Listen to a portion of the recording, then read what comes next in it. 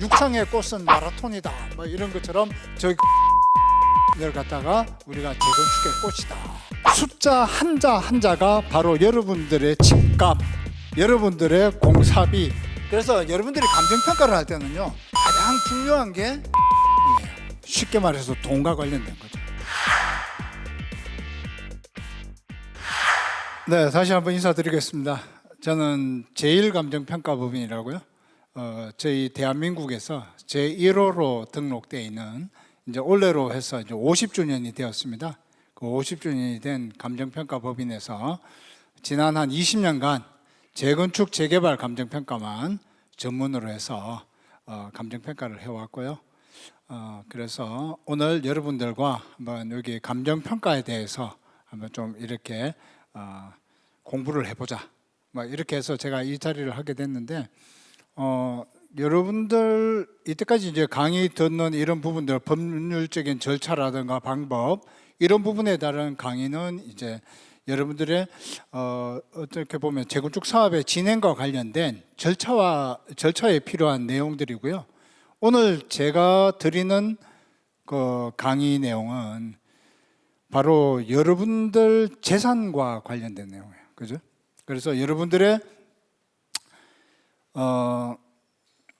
쉽게 말해서 돈과 관련된 거죠. 그래서 감정평가사가 굉장히 뭐 그렇게 어려운 시험은 아니지만 이 재건축, 재개발 사업에 하는 데 있어서는 정말 중요한 역할을 하게 되더라고요. 왜냐 그러면 저희들이 선 숫자 한자 한자가 바로 여러분들의 집값, 여러분들의 공사비, 여러분들의 신축 아파트 가격이 되더라고요. 그래서 이게 정말 중요하구나, 이게 정말 중요한 일이구나, 이런 것 갖다가 제가 이렇게 느끼게 됐고요.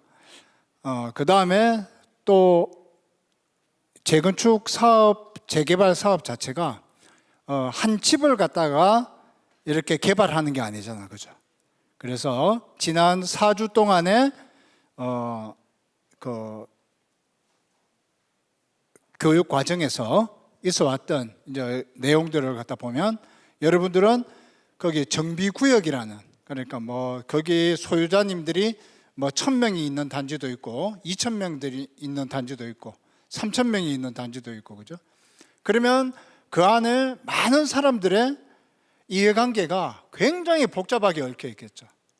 그러면 뭐 A라는 분의 집값, B라는 분의 집값, C라는 분의 집값, 그러면 또 그분들은 또 왜 우리 집보다 저 집이 높냐, 저 집보다 우리 집이 왜 낫냐, 이렇게 여러 이제 복잡한 이제 이해관계가 얽혀 있다 보니까 아무리 감정평가를 잘 했다고 하더라도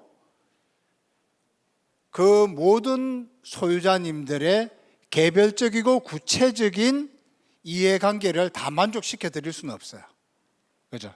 그러다 보니까 대법원에서도 그냥 그 상대적인 가치 비율만 비슷하게 맞으면 그걸로서 적법한 거지, 이거 당신 집은 19억 3,232만 원이 정답이요, 당신 집은 10억 3,500만 원이 정답이요, 이런 거는 아니다.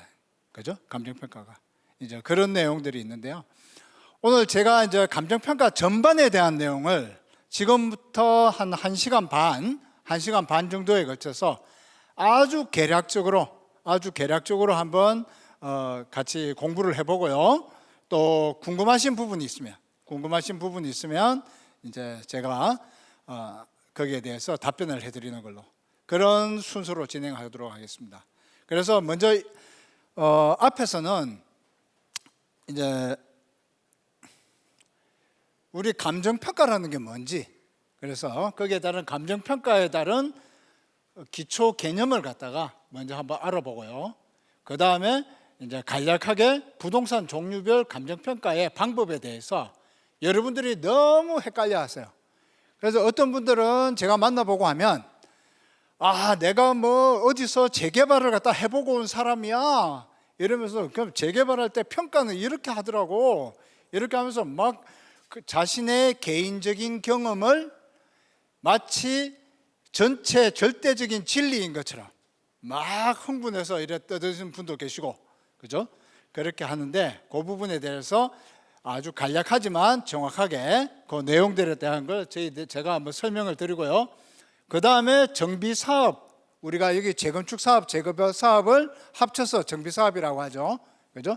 그래서 이 정비 사업에 따른 감정 평가는 각 사업의 절차에 따라서 어떤 것들이 있는가, 그래서 거기에 대해서 제가 설명을 드리고, 그리고 여러분들이 가장 이제 많이 관심을 가지고 또 이제 중요한 바로 관리 처분, 그러니까 여러분들의 헌집을 내놓고 그 헌집에 대한 감정 평가를 해서 내가 받을 새 아파트, 그죠? 또는 새 상가, 이런 새 신축 부동산에 따른 가격은 어떻게 평가가 되고, 그렇게 해서 내 분담금이 어떻게 결정되는구나, 그러기에 따른 그 내용들, 그 다음에 그 부분에 따른 조합원 분담금과 이제 감정평가 결과가 어떻게 연결이 되는가, 이렇게 되는 이제 그 부분에 대해서 이제 제가 간략하게 설명을 드리도록 하겠습니다.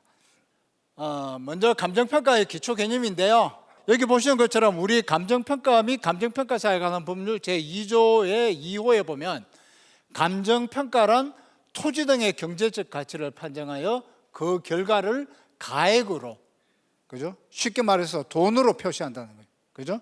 숫자를, 그죠? 돈으로 표시하는 것을 말한다, 이렇게 되어 있단 말이에요, 그죠?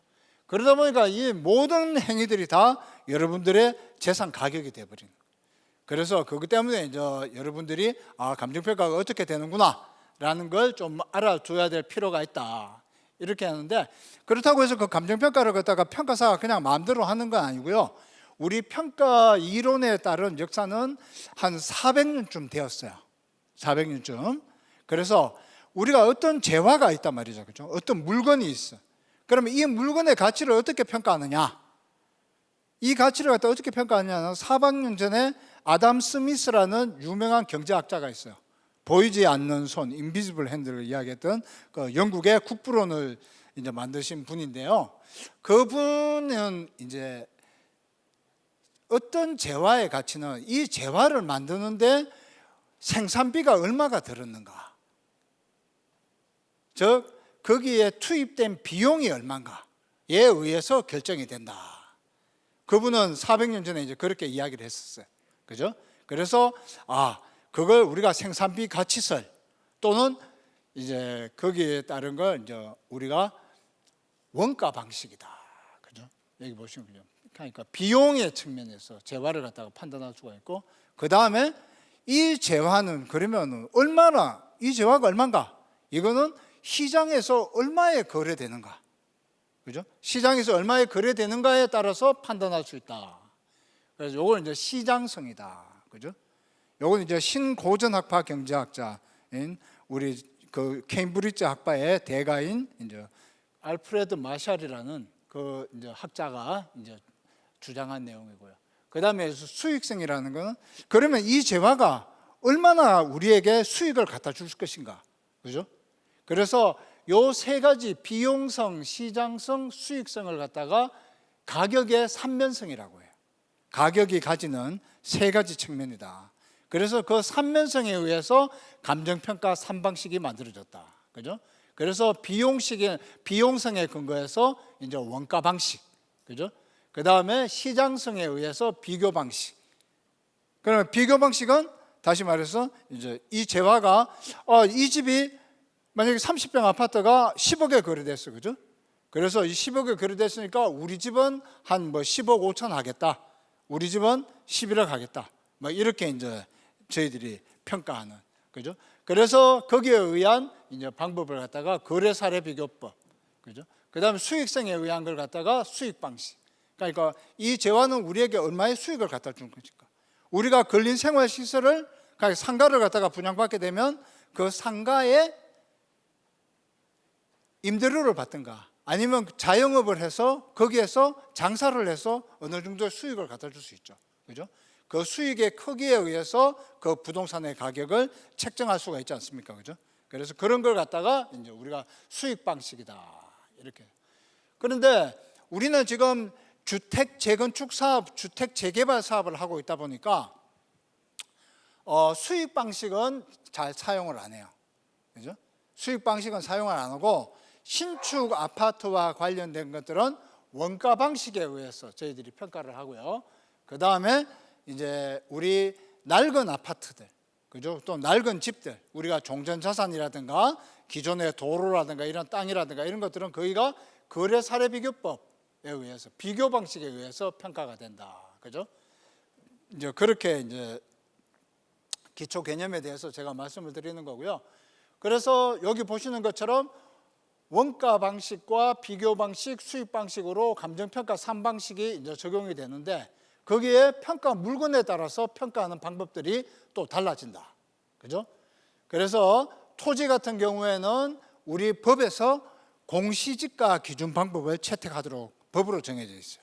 그래서 그 공시지가 기준 방법에 대해서 제가 간략하게 설명을 드리고요. 그 다음에 또 한 가지는 이제 거래사례 비교법에 의해서, 그죠? 거래사례 비교법에 의해서 평가가 된다. 그러면 우리는 토지와 건물이 있고 그 토지와 건물 이외에 또 토지 건물이 일체로 된 구분 소유권이 있어요. 그죠? 그래서 그 구분 소유권인 경우에도 이제 여기 보시는 것처럼 거래사례 비교법으로 평가를 하라. 이렇게 이제 규정이 되어 있습니다. 그래서 여기 보시는 것처럼 우리는 감정평가법에서 감정평가는 3방식에 의해서 평가를 하도록 법에 규정이 되어 있는데 그것이 이제 원가 방식과 비교 방식, 수익 방식이 있다. 그 중에 이제 재건축, 재개발 감정평가와 관련된 것은 원가 방식과 비교 방식에 의해서 평가를 하고 그 비교 방식 안에 거래 사례 비교법에 의해서 평가가 되거나 또는 토지는 공시지가 기준법에 의해서 평가를 해서 거래 사례 비교법으로 평가된 금액으로 그 적정성을 검토해 준다. 이렇게 되는 거예요. 그래서 여기 평가 대상 물건이 토지가 있고 건물이 있고, 그죠? 그 다음에 집합 건물이 있고, 그죠? 요 세 가지로 크게 대별이 된다. 이렇게 보시면 됩니다. 뭐 이런 거는 이제 저희들 절차니까 뭐 그거는 참고로 이제 제가 그림으로 넣어놓은 거니까 그냥 넘어가고요. 그러면 부동산 종류별 감정평가 방법이라고 해서 우리가 미국하고 다른 게 있어요. 왜냐 그러면 우리는 민법 99조 1항에 보면은 거기 토지와 그 정착물로 부동산 이 물건에 따른 그 구분을 갖다가 부동산을 구분을 해요. 구분을. 그런데 미국은 토지와 거기에 따른 계량물을 항상 하나로 묶어. 그래서 그게 이제 우리가 좀 달라요. 그러다 보니까 우리는 부동산을 토지와 그 정착물, 즉 토지와 건물을 별개의 재산으로 봐요. 별개로 재산으로 보다 보니까 그 평가 방법도 토지의 평가 방법과 건물의 평가 방법을 달리 규정하고 있습니다. 그래서 토지에 대한 감정평가는 여기 보시는 것처럼 감정평가에 관한 규칙 제14조에 의해서 토지를 감정평가할 때는 공시지가 기준법으로 적용하여 평가해야 한다. 이렇게 되어 있어요. 토지만 되어 있는 부동산은 그렇게 되어 있다.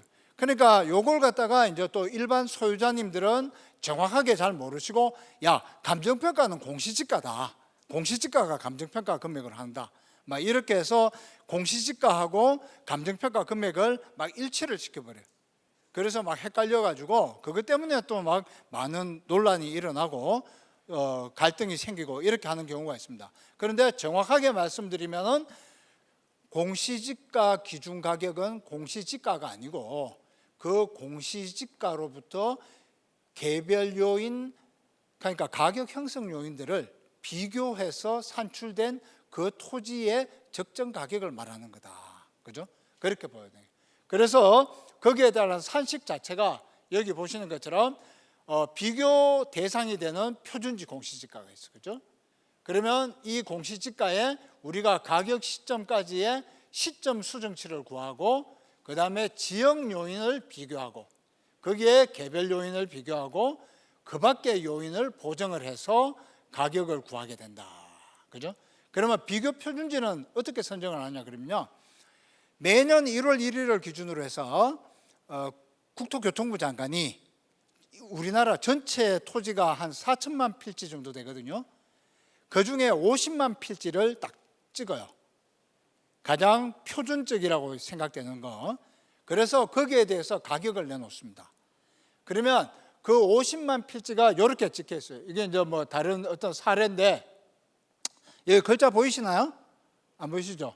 뭐 대치동에 뭐 몇 번지다. 그러면 면적은 어떻고, 지목은 뭐 이게 어떻다.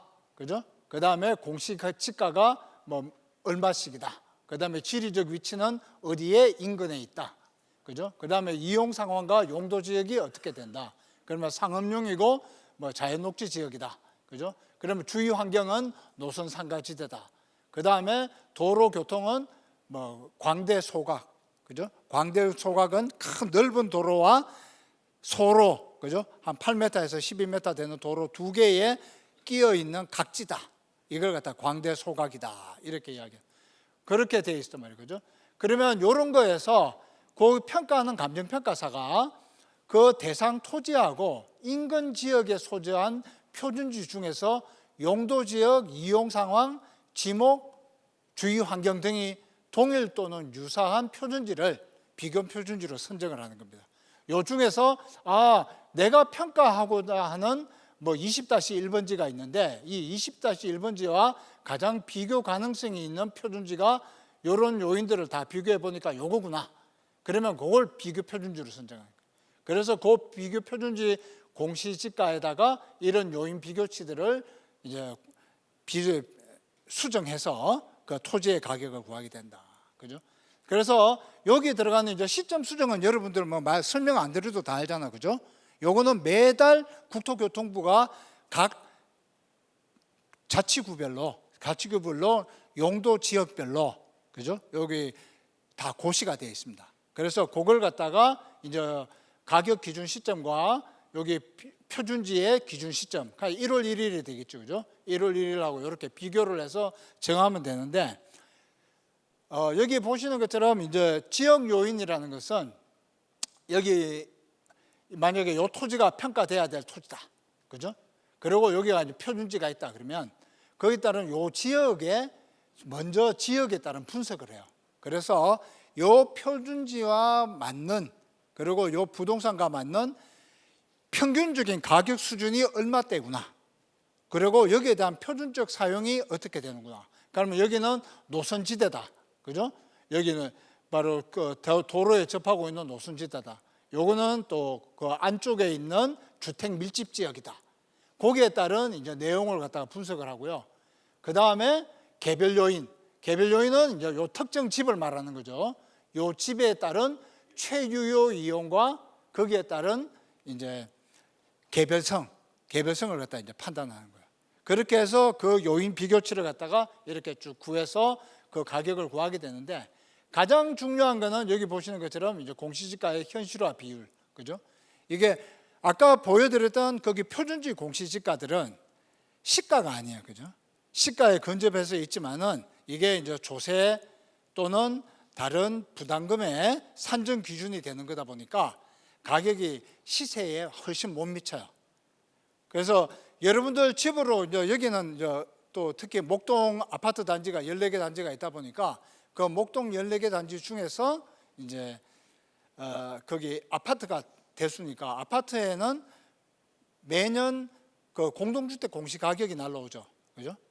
그 엽서가 날라오지 않습니까? 그리고 요즘은 인터넷으로 또 다 들어가서 검색을 하게 돼 있는데, 그 공동주택 공시 가격 자체가 우리 아파트 거래 시세보다는 좀 낮죠. 그죠? 그래서 우리가 그걸 갖다 현실화 비율을 뭐 70%다, 80%다 이렇게 하잖아요. 그죠? 그러면 우리가 평가하는 금액은 그걸 역산해 주는 거예요. 그 역산해 주는 게 바로 그 밖의 요인 보정치다. 그래서 공시지가를 현실화시켜 주는 그런 이제 작업을 해서 여러분들 여기 이제 재개발 사업장에서 오신 분들은 거기 단독주택의 토지에 대한 평가는 이런 기준에 의해서 평가가 된다. 그죠? 그 다음에 건물에 대한 평가는 말 그대로 원가 방식에 의해서 별도로 평가한다. 왜? 우리나라는 민법 99조에 의해서 부동산을 토지와 건물로 각각 권리를 인정하고 있기 때문에, 소유권이 각각 다르게 인정하고 있기 때문에 건물에 대한 평가는 원가 방식으로 하는데, 그 원가 방식으로 평가되는 바로 그 방식은 어떻게 하냐 그러면 그 건물을 지금 현재 시점에서 새로 짓는다고 우리가 전제를 했을 때 가격, 그걸 갖다가 우리가 신축 가격, 그죠? 제 신조 가격. 그래서 그걸 제조들 원가다. 그러면 그 제조들 원가에서 감가상각을 갖다 하는 거예요. 현재 시점까지, 그죠? 그 감가상각을 해서 그걸 차감하고 나면 그게 바로 여러분들의 건물의 현재 시점의 가격이 되는 거다. 이렇게 보는 거예요, 그죠? 그렇게 해서 뭐 거기에 따라서 바닥에 자재는 어떻게 된다, 뭐 내벽은 어떻고 천장은 어떻다, 그죠? 천장은 뭐 비닐 천정지로 돼 있다, 또는 수성 페인트로 돼 있다, 또 창호는 뭐 목재로 쓴다, 알루미늄으로 쓴다, 철제다, 이런 자료를 갖다가 다 저희들이 조사를 해서 거기에 따른 이제 원가를 갖다가 산정을 하는 겁니다. 그 다음에 그 원가가 산정되고 나면 거기에 이제 감가상각을 해서 물리적 내용연수와 기능적 감가, 그 다음에 여기 경제적 감가, 이런 요인들을 갖다가 저희들이 조사를 해서 요 신품으로 지어졌을 때의 가격과 요 시점까지의 기간 동안에 감가 수정을 해서 그래서 이제 건물의 원가를 구하게 된다. 그죠? 뭐 그런 내용이고요. 그 다음에 여기 이제 아파트 같은 경우에는 토지와 건물을 따로 평가하는 게 아닙니다. 그죠? 그래서 여기 감정평가에 관한 규칙 제16조에서 구분 소유권에 대한 감정평가는 이제 항상 거래사례비교법으로 평가를 하되 토지와 건물을 갖다가 일체로 해서 구분해서 토지 따로 건물 따로 평가하는 게 아니다. 그래서 토지와 건물을 일체로 하는 거래사례비교법에 의해서 평가를 하게 된다. 그죠? 그런 내용입니다. 요게 이제 감정평가에 따른 저희들이 일반적인 내용이고요. 그래서 그런 방식에 의해서 감정평가를 하는데 지금부터 이제 설명드리는 것은 이제 우리가 정비 사업에서는 그런 평가 기법들을 가지고 그러면 어떻게 평가가 되는가, 그죠? 어떤 절차들, 어떤 항목들이 이제 평가가 되는가, 그걸 갖다 이제 제가 설명을 드리도록 하겠습니다. 여기 보시는 것처럼 우리가 정비 사업을 하는 데 있어서 감정평가의 종류는 매도 청구 소송에 따른 감정평가, 그 다음에 정비 기반 시설에 대한 감정평가, 그리고 종전자산 감정평가, 종후자산 감정평가, 그 다음에 꼭 그 단지 안에 있는 국공유지의 처분 매각과 관련된 감정평가, 그 다음에 현금 청산 감정평가, 그죠? 그 다음에 법인세 과표 산정을 위한 현물 출자 자산에 대한 감정평가, 그죠? 그 다음에 이제 일반 분양분 택지비 감정평가. 그런데 요거는 이제 우리가 분양가 상한제는 이제 우리 양천구는 폐지가 됐어, 그죠? 지금 이제 적용이 안 됩니다. 그렇기 때문에 여기에 따른 감정평가는 이제 필요가 없고요. 그 다음에 요거는 이제 구역 안에 있는 소유자 불명의 부동산들이 있을 수가 있어요. 그죠? 그래서 그 소유자 불명의 부동산은 어떻게 감정평가를 한다. 그러니까 그 내용에 따른 내용들이 이제 이렇게 돼 있는 거죠. 그죠? 그래서 요 부분에 따른 평가의 이제 사항들을 제가 하나하나 설명을 드리도록 그렇게 하겠습니다. 그래서 여러분들이 감정평가를 할 때는요, 가장 중요한 게 바로 시점이에요. 감정평가를 어느 시점에서 하느냐, 그게 이제 가장 이제 중요하고요. 그것 때문에 또 다툼이 가장 많고 그런 부분이 있기 때문에 감정평가를 하는 시점은 다 법이나 판례나 기준에 의해서 딱 정해져 있습니다. 그래서 그 기준에 따라서 한 가격, 그 가격만이 법적으로 효력이 있는 거예요. 그 가격 이외에 다른 시점에서 평가를 해서 그걸 가지고 와가지고 아니 우리가 이렇게 평가했으니까 이 평가 금액을 인정해 주시오 라고 한다고 해서 그 평가 금액이 인정되고 이러지는 않습니다. 그래서 감정평가를 할 때는 거기 감정평가의 가장 중요한 것은 바로 가격 기준 시점이다. 그래서 제가 여기 보시는 것처럼 여기 가격 기준 시점에 따른 이제 내용을 딱 정리를 했으니까 요거는 이제 여러분들이 이제 잘 한번 읽어보시고요. 그 중에서 이제 요 부분들에 대한 거는 이제 지금 오신 분들이 다 조합 관계자들이시라면 요 내용들을 갖다가 잘 숙지를 해두시는 게 그게 이제 좋고, 그러면 그 해당되는 시점에 이제 그 해당되는 감정평가를 하러 오시게 되면 그 감정평가 하러 오시는 분들한테도 이 부분에 대해서 미리 같이 크로스 체크를 하는 게 그게 이제 여러분들의 이제 재산에 대한 평가를 정확하게 할 수 있는 거기 때문에 이 기준에 대해서는 이렇게 잘 보시면 되고요. 여기 보시는 것처럼 이제 매도 청구 감정 평가는 이제 언제 하는가, 그죠? 요 매도 청구 감정 평가 자체는 가격 기준 시점을 갖다가 매도 청구의 의사가 상대방에게 도달된 날. 요게 뭐냐 그러면 우리가 민법에서는 우리의 의사 표시를 법률 행위에 따른 의사 표시를 하잖아요. 그러면 그 법률 행위에 따른 의사 표시를 하는 데 있어서 가장 이제 그 도달된 시점, 그죠? 그걸 받은 날 우리가 거기에 따른 의사 표시가 전달이 됐다. 이렇게 이제 보는 거죠. 그죠? 그러다 보니까 실무에서는 매도 청구에 대한 소송이 제기되면 그 소장이 그 매도 청구 대상자한테 날아갈 거 아니에요. 그죠? 그러면 그 날아간 그날을 기준으로 감정 평가를 하도록 되어 있어요. 그러면 매도 청구는 어떤 게 아니냐? 바로 재건축 사업에 있어서 동의서를 안 낸 사람들, 그죠? 동의서를 안 낸 사람들. 여기 오늘 오신 분들은 다 재건축 사업장에서 오신 거예요? 재개발 사업장에서 오신 거예요? 재건축 사업장에서 오신 분들 한번 손 들어보십시오. 그러면 재개발 사업장에서 오신 분들 계시나요? 꽤 있으시네, 그죠? 그러니까 그 재개발 사업하고 재건축 사업하고는 이제 좀 내용이 다릅니다, 그죠? 그 내용이 달라서 재건축 사업과 재개발 사업은 어떤 부분에서 다르냐 그러면 재건축 사업은 우리가 그 건물이 노후 불량화가 돼서, 그죠?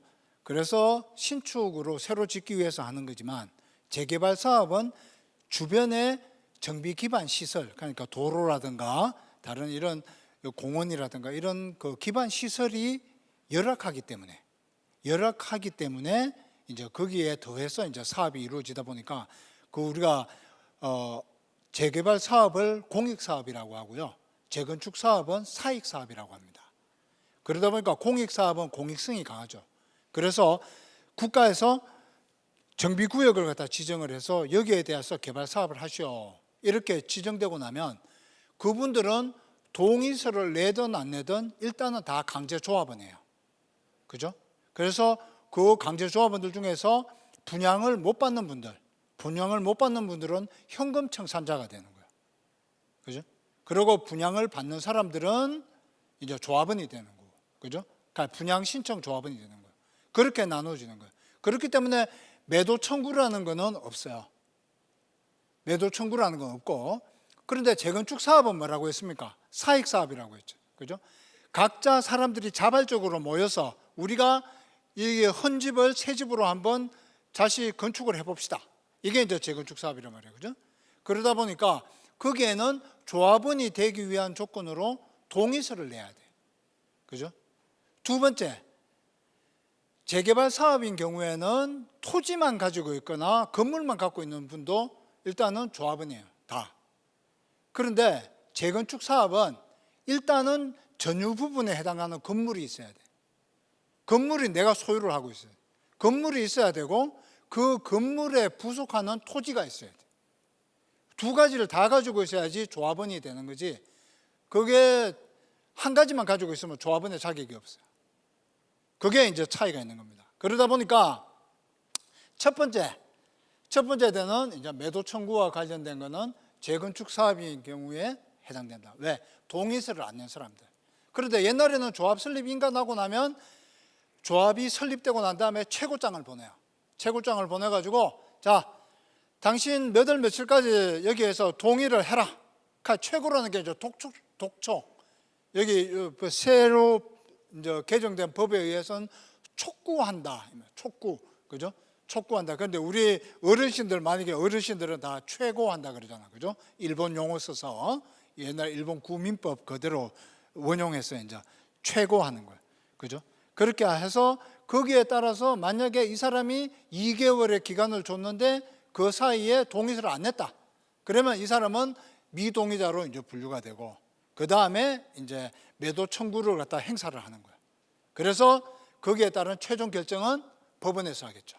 그죠? 그러면 법원에서 소송 감정인을 정해서 그 소송 감정인이 이제 감정 평가를 하면 거의 100%그 금액대로 그냥 판사님이 그냥 그 판결문을 갖다가 그 가격을 갖다가 판결문에 그렇게 내버리는 그런 형태를 취하고 있어요. 어떻게 보면 좀 가혹하죠. 그죠? 그러다 보니까 조합들마다 어떤 게 있냐 그러면 우리가 조합 설립 동의를 받으려고 하면 75% 동의를 받아야 되잖아요. 그죠? 75% 동의를 받아야 되는데 나는 저 사람 다른 거는 다 좋은데 저 사람 마음에 안 들어서 나는 저 사람 조합장 하는 거 싫어서 난 동의서 절대 안 내. 또는 뭐 우리 와이프하고 저 와이프하고 사이가 안 좋아. 그래서 나는 절대 저기 동의는 못 해. 뭐 이런 분들도 계시고 어떤 분들은 아이고 뭐 사업성도 안 좋은데 여기에 더 있다가 또 쫓겨나는 거 아니야? 뭐 그냥 막 이렇게 이제 분담금을 많이 내야 되는 두려움 이런 것 때문에 막 안 내.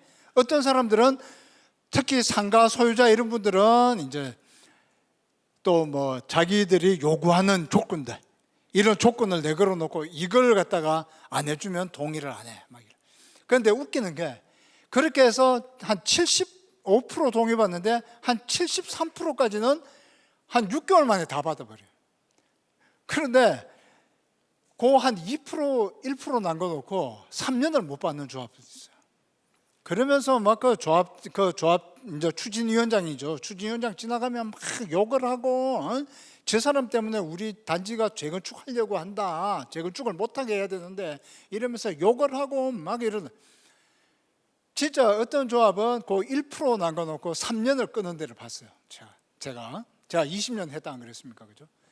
그런데 딱 75%가 딱 됐잖아요. 75% 딱 되면 일주일 안에 98% 돼버려요. 그때 되면 막 밤에도 좋고 새벽에도 좋고 조합장님한테 연락이 와요. 와서 내가 뭐 당신 미워서 안 냈겠냐, 그러면서 나 좀 잘 봐주라 이렇게 하면서 그때 되면 동의서 다 내요. 그러면 3년 동안 새카맣게 속 타면서 그 고생했던 조합 추진위원장님, 조합장 되시는 분 이런 분들 그 진짜 인간적으로 얼마나 싫겠습니까? 그죠? 그래도 또 사업 때문에 어쩔 수 없이 또 꾹 참고 그 동의서 다 받아서 그렇게 조합 설립을 하는 그런 경우가 있는데 이 경우에는 이제 그 아까 말씀드린 것처럼 그런 이제 동의를 하지 아니한 자들, 그죠? 그 다음에 정비 기반 시설 감정 평가, 그죠? 그 다음에 종전 종후 평가 이런 것들이 있다. 그래서 여기에 가격 기준 시점은 너무 중요한 거기 때문에 요거는 한 번씩 꼭 한번 체크를 해보셔야 됩니다. 그래서 요거 다 법에 정해져 있는 내용들이에요. 그죠? 그 법에 다 정해져 있는 내용이기 때문에 이제 요 부분에 대해서 제가 하나하나 설명드리도록 그렇게 할게요. 요거는 뭐 그냥 제가 그림으로 좀 이제 쉽게 이제 설명하기 위해서 여기 이제 우리가 이제 사업 절차가 이렇게 진행이 되잖아요. 그래서 정비구역 지정, 지금 여기 목동에 있는 아파트 단지들은 다 지금 정비구역 지정한다고 이제 요즘 막 열심히 그 활동들을 하고 계시더라고요. 그래서 요 정비구역이 지정되고 나면은 이제 추진위원회 승인을 하고 추진위원회 승인을 받아서 이제 조합 설립 인가를 갖다가 받게 되는 거죠. 그러면 요 당시에 이제 우리가 계략적인 추정 분담금을 산정을 해서 그 양천구청에 가서 검증도 받아요. 그죠? 그렇게 하고 조합 설립 인가가 나고 나면 그 다음에 사업 시행 인가 절차에 들어가면서 이제 여기 보시는 것처럼 정비 기반 시설을 갖다 평가를 하고 그 다음에 또 미동의자, 재건축인 경우에는 미동의자에 따른 이제 매도 청구 감정 평가도 한다. 그죠? 그렇게 한 다음에 사업 시행 인가가 나고 나면 이제 시공사도 선정하고 거기에 맞춰서 조합원님들의 분담금 산정, 그죠? 제일 중요한 관리 처분이라고 그러죠.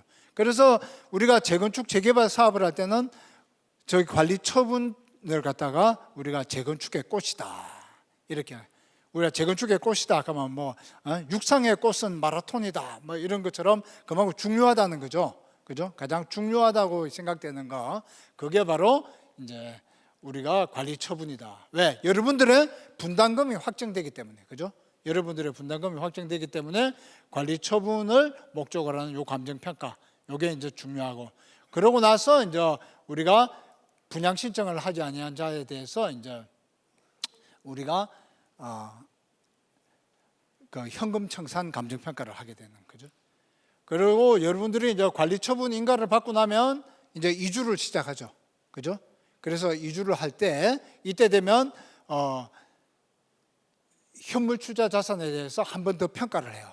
그래서 이 평가는 이제 법인세를 절감하기 위한 감정 평가인데, 요거는 우리가 도정법에서 정하고 있는 건 아니고요.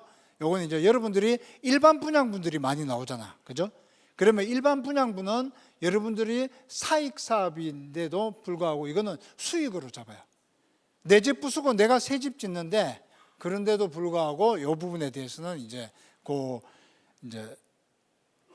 세금을 내도록, 그러다 보니까 합법적으로 이 세금을 절감하는 방법이 있습니다. 그래서 여러분들 아마 여기 목동에 있는 모든 단지들은 일반 분양분이 워낙 많기 때문에 이 평가를 반드시 해서 몇백억씩 세금을 절감할 수가 있어요. 그래서 요것도 이제 잘 알아두셨다가 다음에 이제 일반 분양할 때 되면 이제 거기에 따른 감정 평가가 반드시 수반된다라는 걸 갖다가 꼭 이제 알아두시고요. 그다음에 요거는 이제 뭐 저희들이 국공유재산과 개인 소유재산으로 이제 소유관계에 따라서 이렇게 나누어진다는 뭐 요걸 갖다 그림으로 나타낸 거라서요. 그냥 넘어가도록 하고요. 여기 보시는 것처럼 미동의자에 대한 감정평가, 즉 매도 청구 감정평가를 갖다 실시해야 된다. 요거는 이제 조합장님들이 잘 기억을 해 두셔야 돼요. 그죠? 왜냐하면 이 기간 자체가 제척 기간들이기 때문에 이거 기간 잘 안 지키면 거기에 따른 또 불이익을 당할 수가 있어요. 그래서 여기에 따른 이제 내용들을 잘 숙지하고 있어야 되는데, 그 중에서 이제 매도 청구의 요건은 여기 보시는 것처럼 아까 제가 설명드렸던 조합 설립에 동의하지 아니한 자, 또는 건축물 또는 토지만 소유한 자, 그죠? 그 다음에 만약에 신탁 방식으로 한다고 했을 때는 신탁업자의 사업 시행자 지정에 동의하지 아니한 자, 그죠? 요 사람들에 대해서 이제 매도 청구를 갖다 하는 거예요.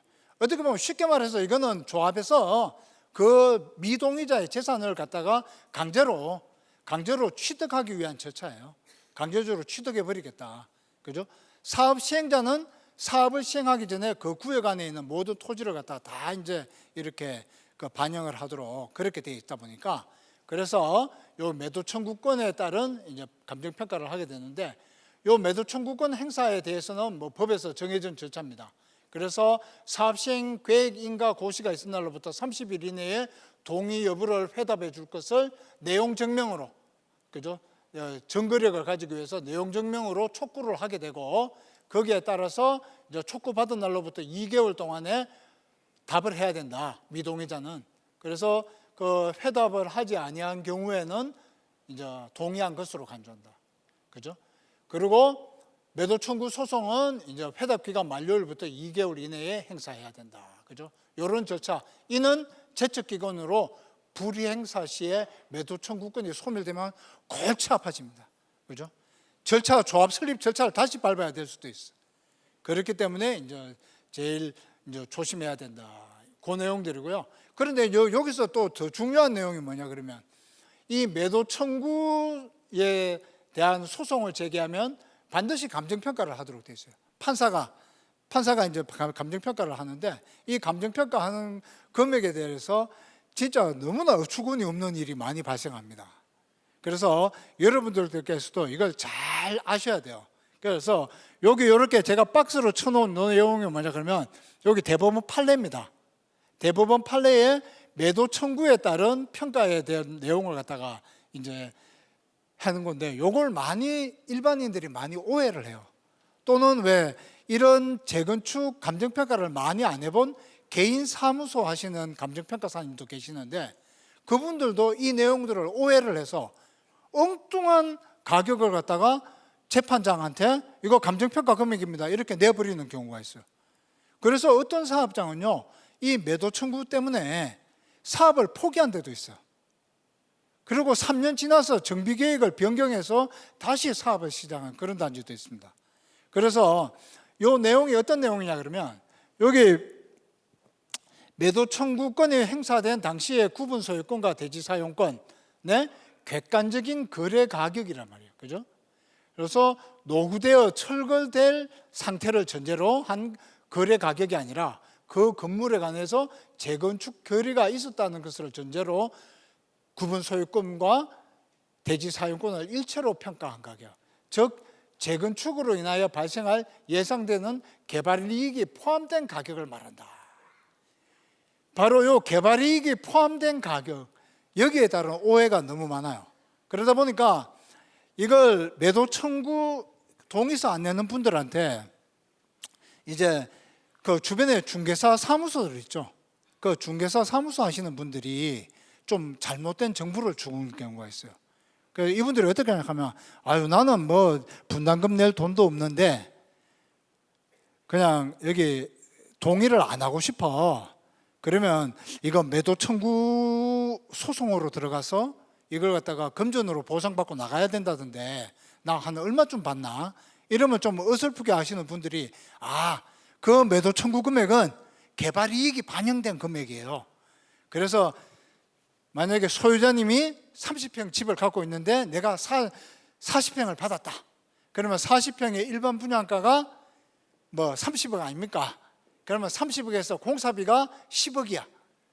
그러면 10억 빼고 나면 20억이야. 그죠? 그러니까 22억이 바로 개발 이익이 반영된 금액이야. 그렇기 때문에 지금 시세가 30평짜리 시세가 10억인데 이거는 매도 청구 들어가면 20억 받아. 그러니까 이 양반이 가만히 생각하니까 동의서 안 내는 게 자기한테 낫겠거든. 내가 분담금 얼마 내고 그 돈 내고 뭐 몇 년 동안 고생해서 집에 들어가느니, 그렇게 생각하시는 분들이. 그런데 예전에 제가 한 2000년대 초반에 2005년, 2006년 이럴 때 감정평가를 할 때 개인사무소에 소송 감정인으로 등록되어 있는 개인사무소의 평가사님도 그렇게 평가를 한 거예요. 그래서 저희들이 거기 고등법원 올라가서 그걸 갖다가 다시 뒤집는다고 애를 먹은 적이 있었거든요. 그래서 여러분들 그렇게 하는 게 아니고요. 쉽게 말해서 개발 이익이 포함된 가격이라는 것은 매도 청구 당하는 그 당시에 객관적인 거래 시세를 말하는 거예요. 그죠? 그 가격을 말하는 겁니다. 내가 지금 30평이 10억이면 10억으로 평가되는 거예요. 개발 이익을 반영했다고 해서 한 10년 후에 입주할 그 가격에서 공사비 빼고 나머지 금액 그걸로 계산하는 게 아니에요. 그죠? 그래서 그거는 여기 재건축 하시는 분들은 꼭 머리에 넣어도, 요거는 매도 청구되는 시점에 거래 시세를 말하는 거구나. 그 금액으로 감정평가가 되는구나. 이렇게 이제 생각을 하셔야지, 이걸 갖다가 잘못 생각해서 또는 옆에 좀 어설프게 아는 분들이, 야, 그거는 대법원 판례에 의해서 개발 이익이 반영된 가격이야. 이래서 그렇게 평가되는 게 아니다. 그죠? 그걸 항상 머리 안에 넣어 두시길 바라고요. 그래서 매도 청구는 그것만 딱 생각하시면 됩니다. 그 시점에 있어서의 거래 시세를 말하는 거다. 그죠? 그렇게 감정평가 된다. 그것만 생각하시면 되고요. 그 다음에 정비구역 안에 있어서의 정비기반 시설에 대한 감정평가. 정비기반 시설이라는 것은 법 2조 4호에서 이렇게 딱 명시를 하고 있습니다. 그죠? 도로, 상하수도, 공원, 주차장 이런 것들, 그죠? 이런 것들을 갖다가 이제 정비기반 시설이라고 하는데, 요 평가 방법에 있어서는 어떤 부분이 이제 차이가 있냐 그러면요. 여러분들 지금 단지 안에 국공유지들 있죠. 그죠? 도로도 있고 공원도 있잖아요. 그죠? 그 부분들이 바로 정비기반 시설. 요게 용도 폐지되는 정비기반 시설. 그 다음에 새로이 시설되는 정비기반 시설은 도로를 갖다 도로의 폭을 얼마로 더 넓혀줘야 된다. 또는 어떤 데는 도서관을 하나 지어줘야 된다. 어떤 데는 어버이 센터를 지어줘야 된다. 그죠? 공공청사를 넣어줘야 된다. 이런 기부 체납을 해야 될 부분들이 있어요. 그죠? 그래서 그걸 새로이 설치되는 정비기반 시설이다. 이렇게 해서. 그래서 기존의 정비기반 시설과 새로이 설치되는 기반 시설. 그런데 여기도 이제 좀 앞으로 이제 조합장님 하실 분이나 또는 또 신탁 방식의 주민 대표를 하실 분들, 그런 분들은 좀 정확하게 좀 알아둬야 될 부분이 한 가지가 있어요. 그게 뭐냐 그러면 우리가 도로가 있으면 그 도로가 사도인 도로가 있고요, 공도인 도로가 있어요. 그죠? 그런데 우리가 사실상 사도나 이런 것들은 인근 대지 가격의 3분의 1로 평가하도록 되어 있어요. 그죠? 그런데 공도인 도로, 그죠? 공도인 도로는, 공공도로는 그게 아니라 이걸 대지로 보되 거기에 그 개별적인 단독 효용 가능성을 반영을 해서 통상 한 70%에서 80%로 대지 가격의 7, 80%로 평가가 됩니다.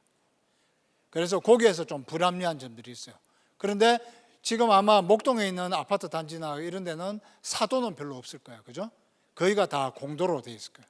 그래서 공도나 공원 이런 것들은 거의 대지의 80%, 공원 같은 경우에는 90% 이렇게 해서 이제 평가가 되는 거예요. 하지만 그 땅은 왜 평가를 합니까? 왜 평가하는지 아시는 분 계세요? 없으니까 강의 들으러 오셨겠지, 그죠?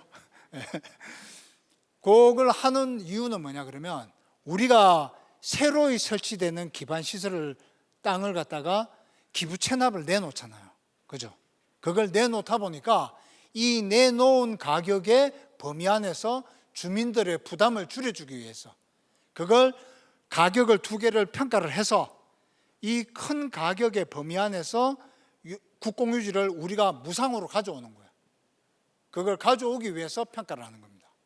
그래서 여기 보시는 것처럼 대법원 판례에 의해서 용도 폐지되는 정비 기반 시설의 무상 양도를 법으로 정해놓은 취지가 뭐냐? 사업 시행자가 입게 되는 재산상 손실을 합리적 범위 안에서 보전해 주기 위한 취지다. 이렇게 이제 그 판례가 나타내고 있죠, 그죠? 그 판례가 나타내는 이유는 바로 우리 이 피 같은 우리 땅을 갖다가 시 또는 구청에다 내놔야 되잖아. 그러니까 그것만 내놓기만 하면 너무 희생이 크니까. 그래서 그 희생에 따른 보전을 해주기 위해서, 그러면 그 안에 있는 국공유지는 니네들이 무상으로 가져가라. 이렇게 해서 그걸 교환하기 위해서 이렇게 평가를 하는 겁니다. 그죠? 그런 내용들이 있다는 거, 그걸 갖다가 좀 아시면 되고요. 그 다음에 이제 여기 저 신월동 재개발 단지에서 오신 분들, 이제 요거는 이제 그분들 정확하게 이제 알고 계셔야 될 게, 점유 국공유지가 있어요. 국공유지라고 해서 다 도로, 공원 뭐 이렇게 그런 정비 기반 시설만 있는 게 아니야, 그죠? 그 정비 기반 시설에 대한 걸 우리가 비점유 국공유지, 여기서 말하는 비점유 국공유지라고 하고요. 그 다음에 이제 우리가 내가 단독주택 살고 있는데 내 집의 일부가 내 국공유지로 되어 있는 땅들이 있어요, 그죠? 그래서 여기 보시는 것처럼 우리 서울시에서는 200제곱미터의 범위 안에서 점유 연구권을 먼저 인정을 해줘요, 그죠? 그래서 그 부분의 한도 내에서는 건축물 소유자에게 우선 매각을 합니다, 그죠? 그래서 우선 매각을 해서 그 점유 건축물의 현실적 이용 상황에 따라서, 그래서 그 조그마한 짜투리 내가 점유하고 있는 땅이 전으로 돼 있단 말이에요. 밭으로 돼 있고 옛날 땅이니까. 그렇다고 하더라도 지금은 내 단독주택 안에 들어와 있는 땅이잖아요. 그러면 그거는 대지로 평가를 해요. 대지로 평가를 해서 그 평가를 이제 이분이 먼저 우선권이 있으니까 시로부터 또는 구청으로부터 그 땅을 먼저 매수를 하게 됩니다. 그러면 내 권리가액이 좀 더 커지겠죠, 그죠? 그래서 그런 권리가액의 산정이 여기 보시는 것처럼 사업시행인가 고시를 기준으로 평가하기 때문에 요 점유 국공유지도 일반 조합원들과 동일하게 사업시행인가 고시를 기준으로 평가를 하게 된다, 그죠? 그래서 그거는 점유 국공유지가 전으로 되어 있거나 도로로 되어 있다고 하더라도 그것이 그 주택 집 안에 있는 땅은 그거는 1단지로 해서 대지로 평가를 하게 된다. 그 내용들을 갖다가 말씀드리고요. 그 다음에 비중유 국공유지, 요거는 이제 우리 목동에 있는 아파트 단지들도 조합장 하실 분들은 정확하게 이거 잘 생각하고 있어야 돼요. 요거는 밑줄 지금이라도 막 딱딱 끊어오세요. 요거는 이건 진짜 중요합니다. 왜냐 그러면요, 이게 참 너무 억울한 경우를 많이 당해요. 이게 왜냐하면 우리가 아까 이야기했듯이 조합을, 이제 우리는 조합을 설립도 못했잖아요. 설립 못한 단지가 많잖아요. 조합을 설립하고 나면 그 다음에 건축 심의를 받고 그 다음에 사업시행 인가를 받는다고 했죠. 그죠? 사업시행 인가를 받아서 보니까 우리 아파트 단지 또는 우리가 하는 정비구역 안에 도로들이 막 있어. 그죠? 그래서 아까 사업시행 인가 신청할 때 우리가 도로에 대한 평가를 한다고 했잖아요. 그거는 도로로 평가를 해. 그죠? 그러다 보니까 그 인접 대지의 뭐 한 70%나 뭐 60%나, 그죠? 또 좋은 도로는 80% 이렇게 평가를 해 놓는 거예요. 그죠? 그렇게 평가를 했는데 이 평가가 이제 땅을 갖다 가져와야 되는데 땅을 가져오기 전에 매수 협상을 갖다가 안 낸 상태에서 그 국공유지를 3년이 지나버리잖아요. 3년 후딱 지나갑니다. 사업시행 인가 내고요. 조금만 뭐 시공사 선정한다고 정신없이 하다가 분양 신청 받죠. 분양 신청 받다가 또 뭐 분담금이 많니 적니 누구 집이 높니 낮니 이렇게 해서 싸우고 이러다 보면 또 1년 휙 지나가 버려요. 그러면 또 관리 처분 준비한다고 또 하죠. 이렇게 해서 이제 관리 처분 다 하고 나면 그때 돼서 이제 아이고 우리 저기 단지 안에 있는 국공유지 저기 매수 협의하러 가야 되는데 이렇게 하면 3년이 또 지나버려요. 3년이 지나면 그걸 아파트 부지로 평가해야 돼. 아파트 부지로 평가해서 사야 되는. 그러면 가격이 내가 원래 한 뭐 10억이면 살 걸 갖다가 20억, 30억 주고 사야 되는 문제가 생겨요. 그래서 요거는 거기 이제 조합에 이제 운영을 하실 분들은 사업 시행 인가가 딱 날 때부터 바로 준비를 하셔야 돼요. 준비를.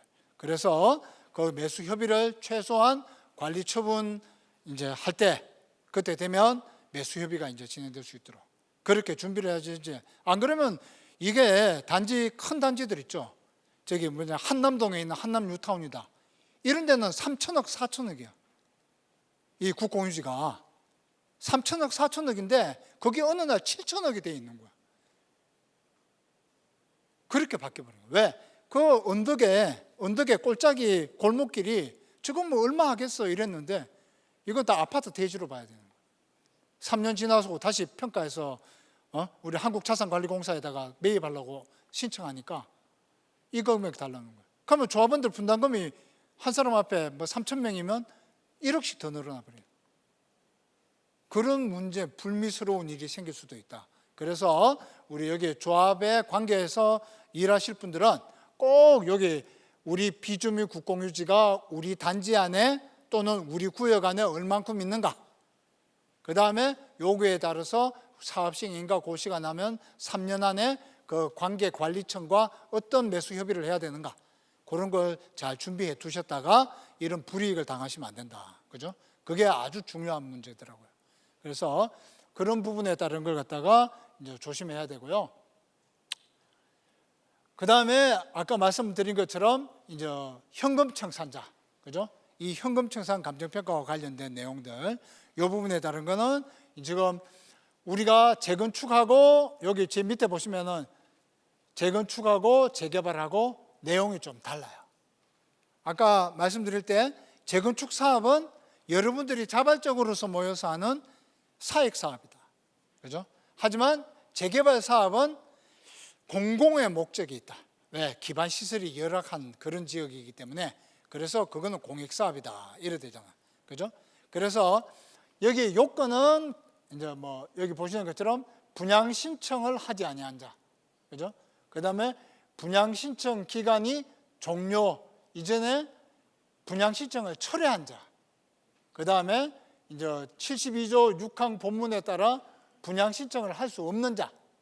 요건 뭐냐 하면 72조 6항이라는 건 내가 다른 데서 재건축, 재개발을 해서 분양을 한번 받았어. 그죠? 그 분양받은 날로부터 그러니까 그 분양받은 그 기준 시점은 최초 관리 처분 인가 고시일이죠. 그죠? 그 고시일로부터 5년 이내에 다른 데 가서 한 번부터 분양을 받으려고. 그럼 그 분양 못 받게 돼 있습니다. 그죠? 그래서 억울하게 현금 청산 당하는 분도 강남에도 많습니다. 강남에도. 그래서 막 그 다른 데서 이제 한번 받고 또는 사모님이 한번 받았어. 그래 이번에 사장님이 한번 받으려고 하니까 5년이 안 지났네.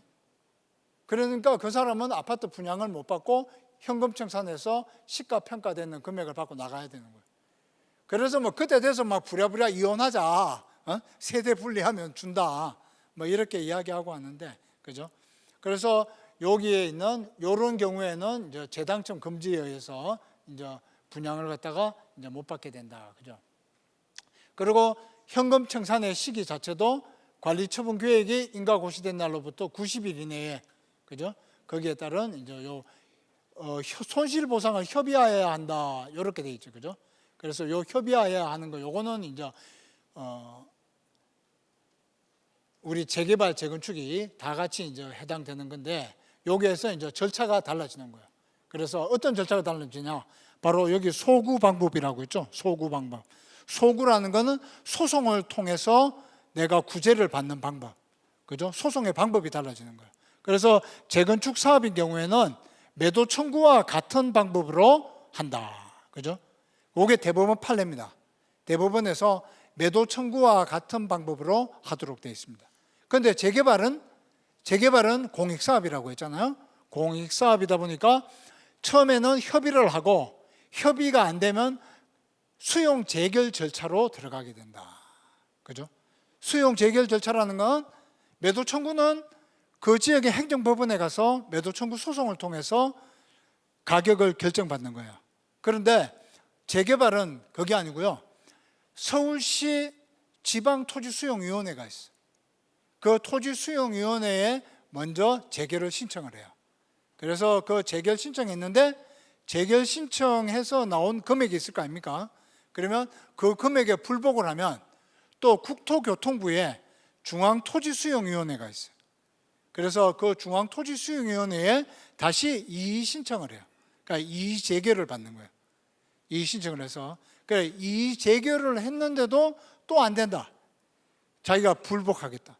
그렇게 되면 그때 이제 행정법원에 와서 보상금 전감 청구 소송을 제기하는 이런 이제 우리가 강제 수용하는 절차 있죠, 그죠? 옛날에 우리 토지수용법이라고 했는데 지금은 공익사업을 위한 토지 등의 취득 및 보상에 관한 법률이라고 그 법률에 의한 절차를 밟게 돼요. 그래서 재건축에서의 매도 청구와 이제 여기 재개발에서의 현금 청산은 그 절차가 다르다, 그죠? 그렇게 해서 이제 그런 부분에서 차이가 있다. 그래서 재건축이든 재개발이든 내가 이때까지 현금 청산으로 가서 성공한 사람들을 내가 본 적이 없어요. 현금 청산으로 가서. 그래서 될 수 있으면 잘 봐서 제가 항상 말씀드리지만은 거기 분양 신청을 받는 게 현재 우리가 한 재개발 사업을 한 게 한 50년 됐거든요. 우리가 여기 재개발법이라는 법이 만들어진 게 1971년도인가 그때 만들어졌어요. 그러니까 지금 한 50년 됐죠. 50년 동안 하면서 돈 번 사람들은 다 그렇게 분담금이 많더라도 새 집 받고 분양 신청했던 사람들, 그 사람들이 다 제가 볼 때는 그래도 성공을 하지. 여기 현금 청산 받고 막 자기가 따져서 이거는 소송해서 더 받을 수 있어 이러면서 이렇게 했는 분들, 내가 성공했는 사람들을 잘 못 봤어. 그래서 될 수 있으면 이런 절차로는 안 가는 게 성공의 지름길이다. 저는 감히 그렇게 한 말씀 드립니다. 그리고 요거는 이제 재개발에 있어서의 현금 청산에 대한 이제 감정평가 절차를 갖다가 여기 이제 한번 나타내 본 건데, 뭐 요거는 아까 말씀드린 그 내용 그대로예요.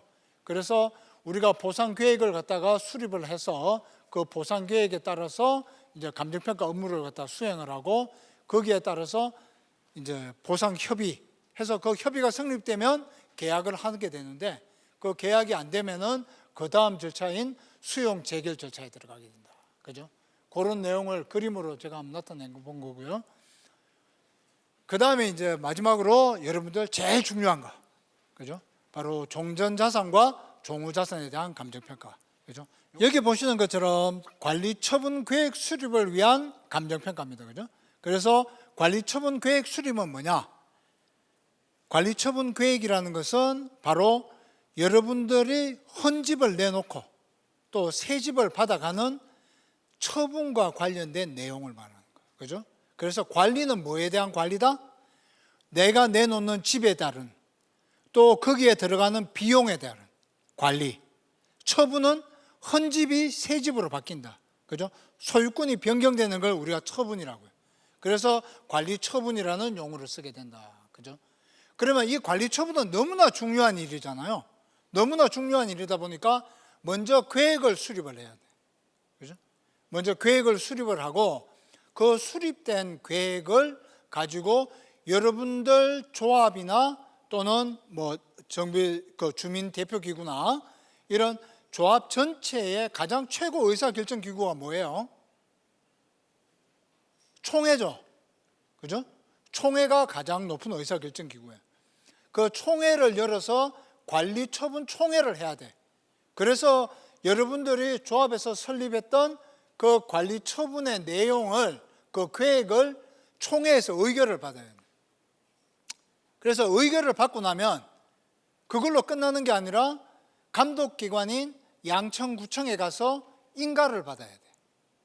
그 인가를 받는 과정에서 또 한국부동산원의 그 수립된 관리처분 계획이 적정한 것인지 다 적정성 검토를 다시 받아요. 그러고 와서 관리처분에 따라서 인가를 받게 되죠. 그 받는 기간 동안에 또 여러분들이 억울한 사람이 있을까? 내가 분담금이 턱없이 많이 나온 사람이 있나?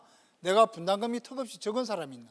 이런 사람들을 위해서 관리 처분에 따른 공람을 해요. 그래서 그 공람 기간 동안에 의견 제출을 할 수 있도록. 그러면 그 의견 제출된 내용에 대해서 다 다시 검토 의견서를 다시 보내줘야 돼. 다시 검토를 하고.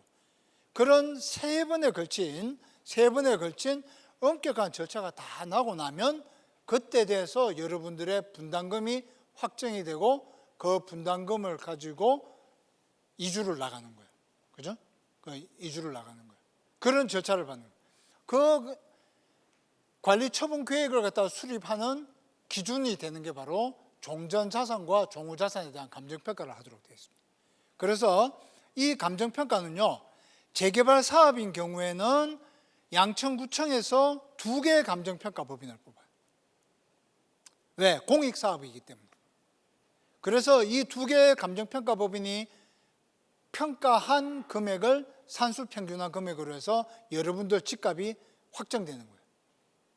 그렇지만 재건축 사업인 경우에는 사익사업이잖아요.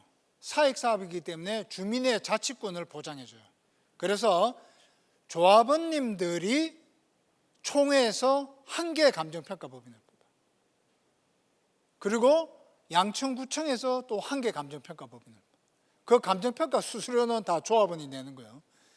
2개 다. 구청에서 내는 거 아닙니다. 그렇게 해서 내고 나면 그 평가한 금액을 산술평균에서 이제 정하게 되거든요. 그죠?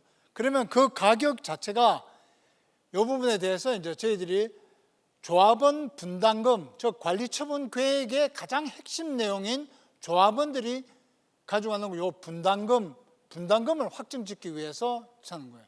그래서 여기 보시는 것처럼 신축 아파트의 조합원 분양가, 이게 감정평가사가 구하는 종후자산 감정평가 금액을 조합원 분양가라고 하는 거예요. 그죠?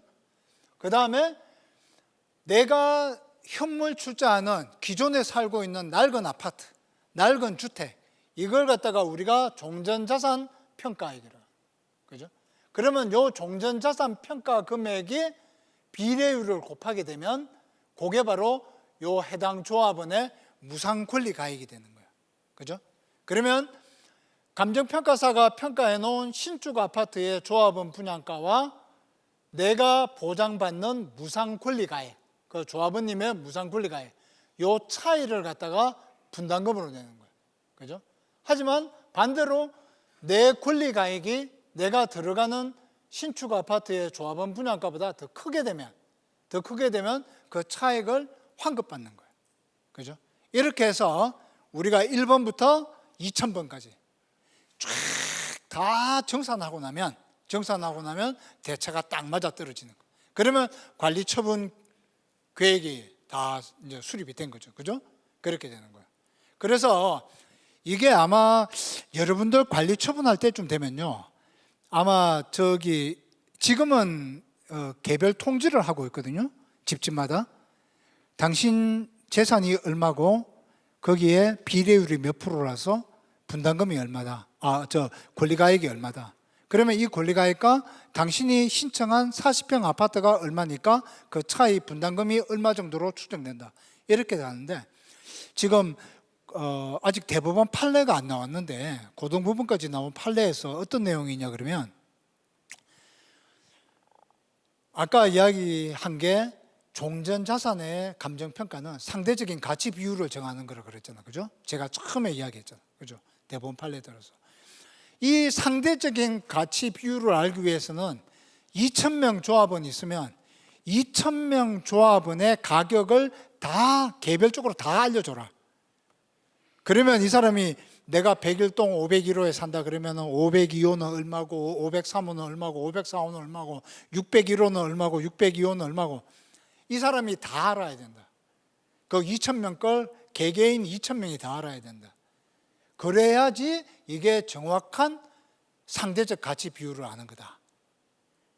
그러니까 이제 뭐 조합 난리 나겠죠. 그죠? 조합원님들마다 막 그냥 와 옆집이 내하고 우리 집이 더 좋은데 왜 이 집이 더 높냐부터 시작해서 그런데 고등법원 판례까지 그게 나와 있어요 지금. 그러다 보니까 어떤 재건축 단지들은 관리처분 총회하기 전에 조합원 분양 신청하면서 거기 2,000명 또는 1,000명 조합원 전체 가격을 아예 책자로 만들어가지고 그 책자를 1,000명, 2,000명한테 다 배포를 해버려요. 그러면 1등부터 2,000등까지 가격 다 나오겠죠. 그러면 성적 발표하는 거 똑같은 거야. 그죠? 그러면 그거 들고 와갖고 조합에 와서 막 조합장님 붙잡고 막 멱살 잡고 늘어지는 분들도 계시고 뭐 하여튼 천태만상 벌어지는데 그래서 나는 그 고등법원 판사가 저 사람은 참 대단한 분이다. 저 그런 생각을 했는데 이게 지금 이제 대법원으로 이제 올라왔어요. 근데 아직 판결이 안 났는데 대법원에서도 만약에 고등법원 판결이 맞다. 왜냐하면 이거 제가 말씀드리는 모든 판례라는 건요, 다 대법원 판례를 말하는 거예요. 우리나라는 대법원 판례는 법이 아니에요. 그죠? 하지만 법과 동일한 효력을 가져요. 왜냐 그러면 우리나라가 3심제잖아요. 그러니까 지방법원이 있고 고등법원이 있고 대법원이 있잖아요. 그러면 우리가 지방법원에서 판결을 해서 거기에서 불복을 하면 고등법원으로 가죠. 그리고 고등법원에 가서 불복하면 대법원에 가죠. 대법원에 가서 판결이 나면 이건 확정이 되는 거잖아요. 그죠? 그러면 이 대법원의 판결은 그 하급심의 판결을 구속해요. 그래서 하급심들은 대법원의 판결에 따라야 돼. 그러다 보니까 대법원 판결은 법과 같은 효력을 가지는 거예요. 그래서 제가 말씀드린 여기에 아까 뭐 판례들 이야기 쭉 했잖아요. 이제 뭐 매도 청구할 때는 개발 이익이 반영된 걸로 해야 된다. 뭐 정비 기반 시설은 이걸 갖다가 보존해 주기 위해서 하는 거다. 그 판례라고 써놓은 것들은 다 대법원 판례를 말하는 겁니다. 그래서 여기 나와 있는데 여기 지금 있는 이 종전자산 가격이 그런 폭발력을 가지고 있는 겁니다. 왜냐 그러면 이거는요 잘 안 바뀌어. 진짜 평가사가 진짜 잘못했는 게 있지. 그죠? 이 사람 집이 우리가 평가를 할 때는 면적은 뭘 보고 한다? 건축물 관리 대장 면적을 보고 해요. 그러면 또 어떤 사람들은 자기 등기부등본 하나씩 떼놓잖아 집에. 등기권리증에. 그러면 거기에 있는 면적하고 건축물 관리 대장에 있는 면적하고 다른 경우가 있어요. 그러면 그거 갖고 또 난리를 치는 거죠. 그죠? 그렇게 난리를 치는데 우리는 지금 서울시 조례가 면적과 관련된 물리적 면적과 관련된 건 대장을 보고 하라고 돼 있어요. 그런데 대지권과 관련된 거는 등기부를 보고 하라고 해요. 그래서 우리는 거기에 법에 딱 맞춰서 하는 거예요. 그죠? 그런데 그게 다른 게 있어요. 그죠? 그래서 이걸 잘못했는 사람은 그거는 이의신청 들어오면 거기에 평가를 다시 해줘요. 그런데 그게 아니라 1등부터 2,000등부터 가격 다 내놨잖아요. 가격 내는데 그렇게 확실하게 물리적인 면적이나 이런 게 잘못된 게 없어. 그런데 아이고 우리 집은 청소를 2번씩 했는데 저 집은 얼카면 발도 디뎌놓지도 못하는 더러운 집인데 왜 우리 집 가격이 저 집보다 낮아요? 이런 거 있죠. 그죠? 그런 거는 평가사님들이 와서 이제 소유자님들이 막 항의를 하고 하면 다 끄떡끄떡해요. 그런데 가격은 안 바꿔줘. 그러면 이분이 이제 그거 갖고 소송을 할 거 아니야. 나는 그래도 저 집보다 우리 집이 높아야 돼. 소송회가 이때까지 이긴 적 내가 20년 동안 하는데 한 번도 못 봤어. 그럼 나중에 소송 비용 자기가 다 부담해야 돼요. 그런 경우도 있어. 그래서 그런 것도 앞으로 이제 조합 운영하시면서 잘 참고하셔서 그렇게 하시면 될 것 같아요. 그래서 여기 종전자산 감정평가와 종후자산 감정평가는 바로 조합원님들의 분담금을 확정짓는 중요한 이제 행위가 된다. 그죠? 그래서 여기에 따라서 이제 감정평가를 하게 되는 거예요. 그죠? 그래서 요 밑에 분담금 산정 방법은 제가 아까 말씀드렸던 그 내용 그대로죠. 그죠? 여기에 종전자산 평가 금액이 감정평가사가 평가한 게 10억이다. 10억이면 거기에 비례율이 110%다. 그죠? 여기 비례율이라는 거는 여기 나와 있죠? 요게 비례율이다. 그래서 총 수입에서 총 비용을 뺀 거. 그게 뭐다? 개발이익이라고 합니다. 그죠? 수입에서 비용을 뺀 거. 거기에 이제 조합원 전체의 현물 출자한 종전자산 평가 금액으로 나누게 되면 그것이 바로 이제 비례율이 된다. 그죠? 그래서 비례율은 다른 말로 하면 개발이익률. 그죠? 개발이익률을 갖다가 비례율이라고 한다. 그렇게 생각하시면 됩니다. 그래서 그 비례율을 곱한 게 여기 보시는 것처럼 이제 무상권리가액이라고 한다. 그래서 무상권리가액과 내가 들어갈 아파트의 분양가 그 차이가 바로 분담금이 되거나 또는 환급금이 된다. 그죠? 이렇게 정산을 하게 된다는 거죠. 그죠? 그래서 이제 여기 보시는 것처럼 종전자산에 대한 감정평가는 아까 제가 처음에 평가 방법에 대해서 설명했죠. 그죠? 3가지로 했죠. 3가지로. 토지평가. 토지평가는 뭐로 한다? 대답하는 사람 한 명도 없네. 내가 강의를 잘못했는 모양입니다. 표준지 공시지가를 기준으로 한 공시지가 기준평가로 한다. 그죠? 공시지가 기준법으로 평가한다. 그래서 공시지가가 토지 가격이 아니다. 그죠? 내가 평가받는 평가 금액은 공시지가의 현실화 보정률이 반영되어 있는 시가를 말한다. 그렇게 제가 설명드렸죠? 그죠? 그렇게 토지를 평가하고 건물은 원가법으로 평가를 해야 된다. 그죠? 원가법으로 평가를 해서 이 건물을 지금 현재 시점에 새로 지었을 때 그 원가가 제조들 원가가 얼마가 되고 거기에 비용을 빼면은 감가상각을 빼면은 그게 현재 시점에 건물 가격이 된다. 그러면 그 건물 가격과 표준지 공시지가를 기준으로 한 토지 가격을 더하면 내 단독주택의 내 종전자산 평가 금액이 된다. 이 말이죠. 그러나 아파트나 상가처럼 구분 소유권으로 된 거는 그렇게 각각 분리해서 평가하는 게 아니다. 그죠? 토지 건물이 일체로 거래되는 거래사례 비교법을 기준으로 해서 감정평가를 한다. 그러면 그 가격 기준 시점은 언제냐? 바로 여기 나와 있는 것처럼 가격 기준 시점은 사업 시행 인가 고시를 갖다가 기준으로 한다. 그죠? 요 날짜가 이제 제일 중요하다. 그죠? 그래서 우리는 요 사업 시행 인가 고시일은 다른 말로 하면 건축 허가일이라고 하는 거예요. 건축 허가. 자, 이제는 집을 지어도 좋다.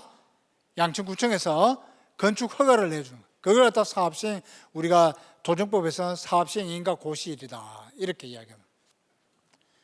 그래서 요 날짜를 기준으로 해서 거래 사례를 선정을 하고 거기에 따른 현장 조사를 해서 각 개별 특성들을 갖다 비교를 하고 그렇게 해서 각 세대별 감정평가 금액을 정하게 된다. 그런데 여러분도 아시다시피 이제 아파트나 단독주택이나 모두 다 재건축을 하거나 재개발을 할 때 됐으면 지금 최소한 30년, 40년 저기 뭐 용산, 압구정 이런 데는 지금 50년이 지났잖아, 그죠? 그렇게 해서 건물이 다 낡았잖아. 그러다 보니까 건물의 가격보다도 상대적으로 토지 지분에 따른 가치가 상대적으로 많이 높아져요. 그죠? 그러다 보니까 여기 보면은 여기 비교하는 개별 특성들이 단지 외부 요인, 단지 내부 요인, 그 다음에 호별 요인, 이런 요인들이 여러 가지 요인들이 있는데 이거는 그렇게 큰 차이가 없어. 그런데 여기 보면 대지권의 크기라고 있죠. 그죠? 요 대지권의 크기가 얼마나 크냐? 거기에 따른 가격 차이가 이제 많은 비중을 차지하게 된다. 그죠? 그게 이제 여기 종전자산 평가할 때는 우리가 보통 은행 대출 받아보신 분 계시면 모르겠는데 은행 대출 받으면 감정평가사가 담보평가하러 오잖아요. 그죠? 자기 집 담보평가하러.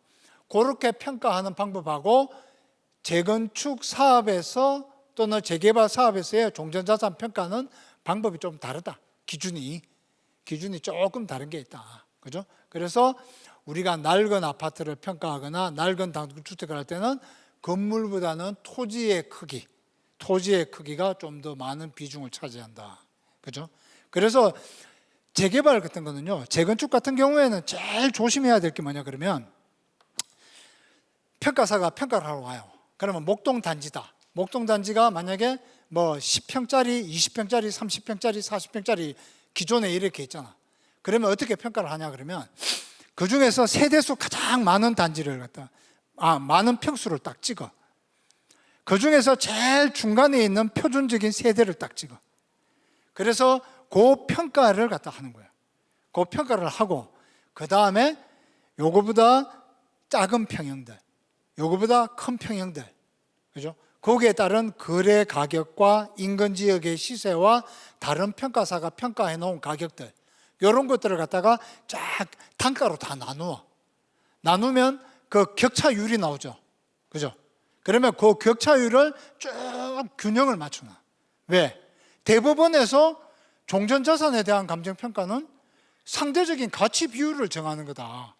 그 아파트의 절대 가격을 평가하는 게 아니다. 이렇게 돼 있다고 했잖아요. 그죠? 그러다 보니까 평가사가 오면 이 아파트에서 가장 표준적인 평형이 뭔가.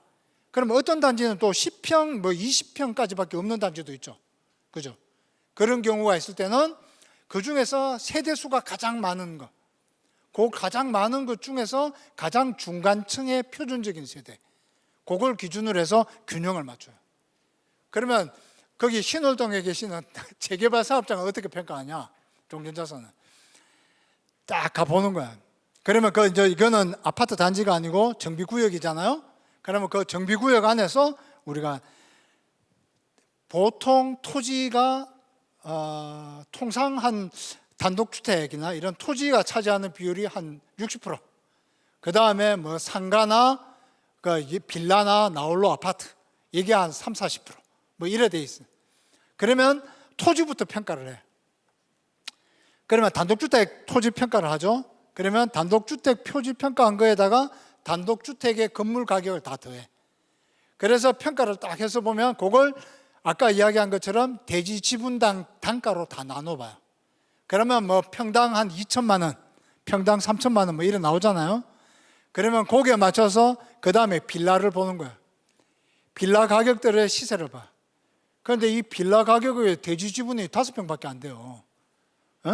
단독주택은 대지 지분이 20평인데 그런데 5평밖에 안 되는데 거래 가격은 뭐 5억에 거래돼.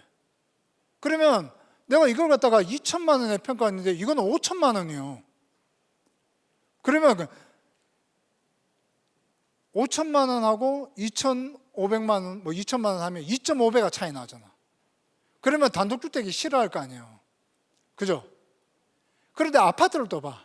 그럼 아파트가 15층짜리 아파트가 나홀로 아파트가 한 동이 있어. 그런데 거기는 20평짜리가 대지 지분이 5평밖에 안 돼. 빌라보다 더 작아.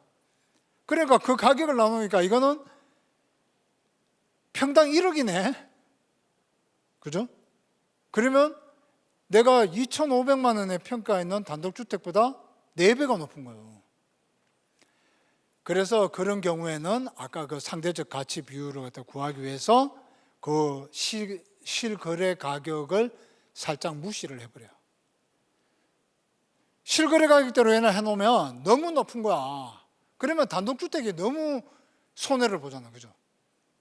그러다 보니까 거기에 대한 균형을 갖다가 합리적으로 맞춰주기 위해서 이렇게 실거래가가 높은 실거래가가 있더라도 그러면은 이거는 네가 감정평가사가 실거래가대로 평가하는 게 거래사례비교법 아니냐? 그럼 너는 거래사례비교법을 위반했네. 그러니까 이거 위법하니까 내가 소송해서 나는 거래사례 가격만큼 받아낼 것이다. 이렇게 또 소송을 해요, 진짜. 그렇게 소송을 해봐야 집니다. 아까 말씀드린 것처럼 상대적인 가치 비율에 따라서. 그래서 판사님들은 될 수 있으면 한 2배 반? 그러니까 단독주택이 만약에 2천만 원이면 대지 지분이 작은 아파트나 빌라가 한 뭐 2,500만 원이면 뭐 한 5천만 원? 그까지는 뭐 적정하게 해준 거다. 이렇게 이제 보는 그런 이제 부분들이 많이 있습니다. 그래서 그게 거래 사례 가격을 어떤 사람은 막 일부러 뭐 중개사하고 짜고 막 한 개 엄청 높은 가격으로 올려놔. 그리고 취득세도 안 나고 기다리고 있어요. 신고만 해놔놓고. 그러고는 평가로 오면 뭐 이런 거지. 이게 다 10억에 뭐 이렇게 한 1년에 한 서너 개가 거래가 돼 있단 말이에요. 그죠? 10억에 거래되는데 이게 갑자기 얼토당토하게 17억, 18억, 뭐 20억 이렇게 한 개가 또 거래가 돼 있는 거야. 그러고는 그 거래 가격 갖고 와가 빡빡 우기는 거야. 20억 해달라고. 그죠? 그런데 그게 아니라 우리는 합리적인 가격에 따른 상대적인 가치 비율을 정하는 거기 때문에 거기 그렇게 크게 차이 나게 거래가 한두 개 돼 있다고 해서 그 가격대로 평가하는 거 아니니까 괜히 쓸데없는 데 돈 쓰지 마십시오. 제가 그거는 진짜 팁으로 드리는 겁니다. 그 다음에 이제 여기 종전자산에 대한 평가에서 이제 중요한 부분들은 그런 것들이 있다는 실무를 갖다 말씀드린 거고요. 그 다음에 이거는 이제 그 양천구에서 주시더라고요. 여기 보니까 뭐 68개의 뭐 사업장이 지금 활발하게 지금 진행이 되고 있다. 이런 내용인데 아까 여기 보신 것처럼 이제 아파트 단지들 그 다음에 여기 있는 이제 신월동 이쪽에 이제 재개발 또 재건축 단지들 이런 부분에 대한 평가는 제가 지금 1시간 반 됐네요. 이제 1시간 반 동안 그 설명드린 그 내용 그대로입니다. 그대로 이제 평가가 진행될 거고요. 그 다음에 이제 이거는 뭐 그냥 보상평가와의 차이니까 요거는 건 뭐 그냥 참고로 제가 한번 실어본 거고요. 그 다음에 신축 아파트, 그죠? 종우자산에 대한 평가. 우리가 평가를 아까 제일 먼저 제가 평가를 할 때 어떻게 평가한다 그랬죠? 평가 방법은 3가지가 있다. 첫 번째, 원가 방식, 그죠? 두 번째, 시장성에 의한 비교 방식. 세 번째, 수익성에 의한 수익 방식. 이렇게 3가지 평가 방법이 있다. 그죠? 그 말씀드렸죠. 그 중에서 원가 방식과 가장 부합하는 게 바로 여기 종우자산 감정평가입니다. 왜냐? 원가 방식은 아까 뭐라 그랬나요? 가격 기준 시점 현재 제조달 원가 새로 짓는다고 했을 때 그 지어진 가격에서 감가상각을 뺀 나머지 가격 그게 바로 평가 금액이 된다 그랬죠. 그런데 신축은 감가상각이 0이야. 감가상각이 없죠. 그러다 보니까 신축에 가장 부합하는 정밀한 감정평가 방법이 바로 원가 방식이 되는 거예요. 그리고 또 그 원가 방식으로 하게 되면 어떤 점이 좋은가? 어떤 점이 좋은가 하면 시가에 따른 차이가 안 들어와 있잖아. 그러니까 원가는 솔직하겠죠. 그죠? 그래서 우리 조합원님들은 여기는 어차피 뭐 조합장님도 조합원이고 임원들도 조합원이고 소유자들도 조합원이고 그죠? 다 조합원이니까 조합원님들한테는 장사하면 안 되잖아. 장사하지 말고 원가로 주자. 그죠? 원가로 줘야지. 그래서 원가법이 더 부합하는 거다. 신축 아파트는. 그죠? 그래서 여기 따른 평가는 여기 조합원 분양가격 산정은 원가법. 원가법을 기준으로 하되 거래 사례 비교법을 가지고 그 적정성을 검토해 준다. 그래서 조합원 분양 가격은 원가법으로 평가하는 게 이제 부합한다. 이렇게 이제 보는 거고요. 여기에 따른 또 가격 기준 시점 있죠. 요 가격 기준 시점은 관리 처분 계획 수립 기준일을 기준으로 해요. 그래서 우리가 서울시 조례에, 서울시 도시 및 주거환경 정비 조례에 보면 조합원님들의 분양 신청 기간 만료일, 그러니까 사업 시행 인가가 나면 분양 신청을 받아야 되잖아요. 그래서 조합원님들 분양 신청 다 받고 그 남는 부분을 일반 분양을 하는 거잖아요. 그죠? 그래서 그 조합원님들의 분양 신청 기간 만료일이 되면 이제 일반 분양을 해야 될 몫과 조합원님들이 가져가야 될 몫이 다 정해져요. 그렇게 되면 거기에 따른 전체 수입을 우리가 산정할 수가 있죠. 그래서 그걸 기준으로 해서 관리처분 계획을 수립하는 거예요. 그 관리처분 계획 수립의 핵심이 뭐라 그랬나요? 바로 여러분들 분담금 산정하는 거라 그랬죠. 그죠? 그래서 여기 보시는 것처럼 관리처분 계획 수립 기준일을 감정평가의 기준 시점으로 정한다. 그죠? 그래서 거기에 따라서 여기 보시는 것처럼 원가법은 여러분들이 현물 출자한 종전자산 감정평가 금액을 토지비 그리고 총 사업비, 그죠? 총 사업비를 갖다가 그러니까 건축비 이런 부분을 갖다 전체해서 요게 이제 건물 가격. 그래서 요 두 개를 합쳐서 분양 면적으로 나누면 그게 각 분양 평형별 분담금 신축 아파트 조합원 분양가가 되는 거예요. 그렇게 정하게 됩니다. 그죠? 그래서 이제 그렇게 정하는 거고, 그러면 여러분들은 또 이런 생각도 할 수 있잖아요. 야, 그러면 뭐 이거는 분양 신청 받을 때는 아파트가 없는데 아파트 없는 걸 갖다가 어떻게 평가하냐. 그죠? 그런 부분에 따라서 이제 저희들이 과학적으로 이런 시뮬레이션을 하는데 그 시뮬레이션 거기 여기 있네. 그죠? 여기 있네.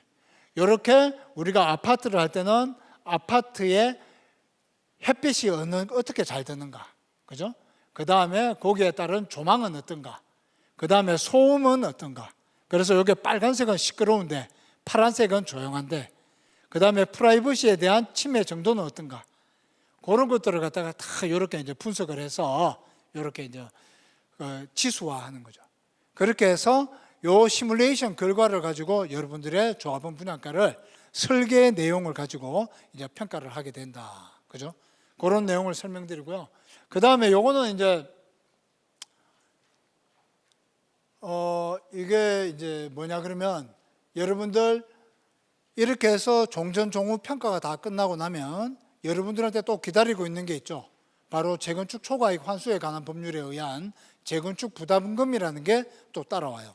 요거는 신월동에 계시는 재개발 사업장에는 적용이 안 되고요. 여기 목동에 있는 재건축 단지들만 이제 해당이 되는 거예요. 그죠? 그래서 지금 요거는 제가 그냥 예시로 한번 이렇게 잡아본 건데, 요거는 지금 작년 9월인가요?